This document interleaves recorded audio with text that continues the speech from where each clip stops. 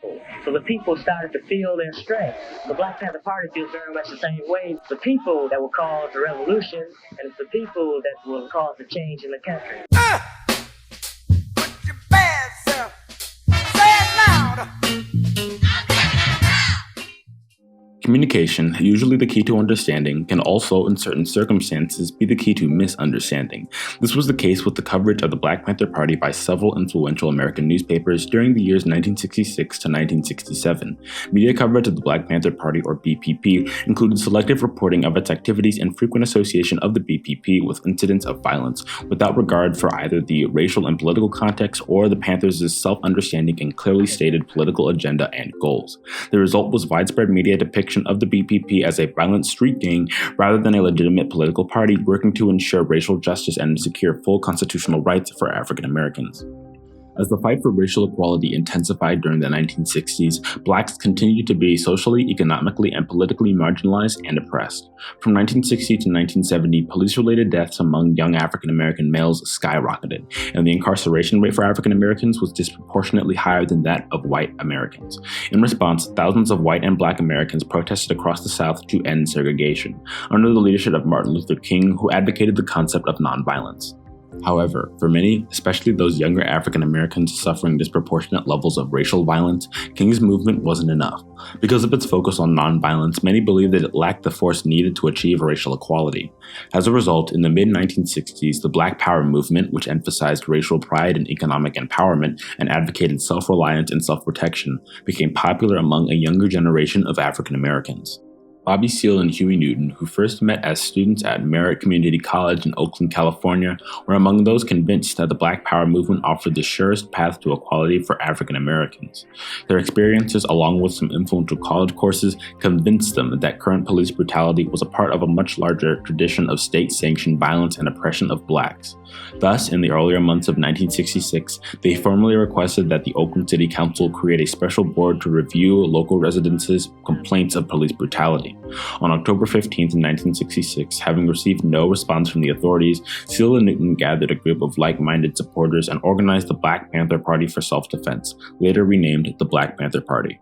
This commitment was made clear in the party's 10-point program, published in the second edition of its newspaper, The Black Panther. The program called for full employment, decent housing, and equal educational opportunities for African Americans, and sought to educate readers about their constitutional rights, including their rights under the First, Second, and 14th Amendments.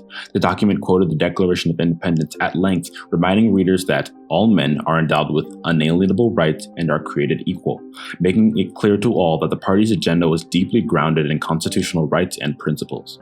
The Black Panther Party's commitment to human rights and social justice wasn't just talk. The party organized numerous programs to aid the African American community. Free meals, clothing, and healthcare were provided to those in need, including a program which tested 500,000 people across the country for sickle cell anemia, a disease that especially affected the African American community, and a free breakfast program, which ran in 1969 and fed over 20,000 children across the country. Though these charitable programs received little coverage in the mainstream media, the Black Panthers' attempt in early 1967 to exercise their First and Second Amendment rights received nationwide press coverage, most of it quite negative. On May 2, 1967, 30 BPP members carrying firearms walked into the California State Capitol building to read a statement protesting the passage of the Mulford Act, recently signed into law by the then Governor Ronald Reagan. The Mulford Act, which dramatically modified California's gun laws by prohibiting the display of firearms in public spaces, rendered the BPP's Oakland Police Patrols program illegal. Newspaper coverage of the protests tended to focus on the BPP rather than the abrupt change in California's open carry laws. The New York Times reported that the Black Panthers had marched into the Capitol with loaded rifles and shotguns in their hands, evoking images of criminality and armed invasion. The choice of terms, combined with the lack of contextual information regarding police brutality against Oakland's black residents, effectively miscommunicated the notion that the Panthers were a violent gang intent on disrupting the legislative process, rather than members of a political party exercising their legal right to protest and carry weapons. The Times also informed readers that the BPP was anti-white, despite the fact that the Panthers welcomed white supporters and acknowledged numerous white allies, including actor Marlon Brando. The Los Angeles Times' coverage seems similarly biased, depicting the Panthers as a, quote, tumultuous traveling group of grim-faced, silent young men armed with guns roaming the Capitol, implying to readers that the BPP was a criminal gang rather than a legitimate political party. Tensions between the party and the police escalated in 1968 when Huey Newton was put on trial for the murder of Oakland police officer John Frey, sparking the Free Huey campaign led by activists who were convinced of police bias as well as Newton's innocence. Once again, coverage of the event by influential newspapers appears, in retrospect, to have been biased and incomplete. The Los Angeles Times called the activists followers of the Newton cult and highlighted their choice of clothing: black leather jackets and black berets. Use of the word cult, along with the omission of information about the problem of police brutality among African Americans, helped delegitimize BPP's status as a political party, leading people to conclude that BPP was a gang rather than a political party and a cult rather than a legitimate organization grounded in a commitment to safeguarding the political rights of African Americans. As tensions between the Panthers and the police escalated, J. Edgar Hoover, the notorious director of the FBI, broadcast his opposition to the party via interviews and public statements that were featured in the nation's newspapers. A Chicago Tribune article printed without question Hoover's claim that the BPP, quote, perpetrated numerous assaults on police officers and engaged in violent confrontations with the police to advance its power, despite the fact that the BPP had, from its inception, advocated against needless violence. In other articles, exaggerated and inflammatory words like extremist, violence-prone, and threat were used to characterize the party, and the BPP's core principles and goals went unmentioned in news reports. In fact, the FBI played a significant role in maligning and sabotaging the Black Panthers by intentionally creating negative publicity for the party, supplying media sources with criminal records of Panthers who had been subject to police brutality, and promoting derogatory stories about the organization. This smear campaign was further amplified by J. Edgar Hoover's declaration that the Panthers, quote, without question, represented the greatest threat to the internal security of the country. The Chicago Tribune article also implied, despite the lack of evidence, that the BPP had used organized terror and violence to attack educational institutions.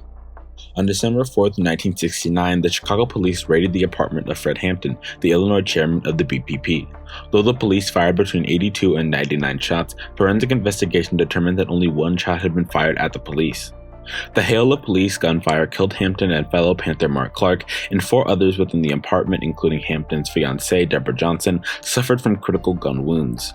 This incident brought about a public reprisal of the BPP by several major newspapers that resulted in significantly more balanced coverage of the Panthers' activities. Various newspapers reported in some detail on the investigation and the ensuing legal controversies of Hampton's murder, and even featured testimony by Panthers in the criminal trial against the Chicago state attorney.